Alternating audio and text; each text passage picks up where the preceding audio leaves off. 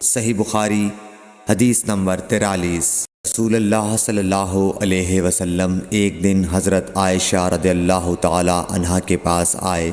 उस वक्त एक औरत हज़रत आयशा रज़ियल्लाहु ताला अन्हा के पास बैठी थी। आप सल्लल्लाहु अलैहि वसल्लम ने दरियाफ़्त किया, ये कौन है? अर्ज़ किया, फ़लाँ औरत, और इसकी नमाज के इश्तियाक़ और पाबंदी का ज़िक्र किया। आप सल्लल्लाहु अलैहि वसल्लम ने फ़रमाया, ठहर जाओ, सुन लो कि तुम पर उतना ही अमल वाजिब है जितने अमल की तुम्हारे अंदर ताकत है। अल्लाह की कसम, सवाब देने से अल्लाह नहीं उकताता, मगर तुम अमल करते करते उकता जाओगे। और अल्लाह को दीन का वही अमल ज़्यादा पसंद है जिसकी हमेशा पाबंदी की जा सके और इंसान बग़ैर उकताए इसे अंजाम दे।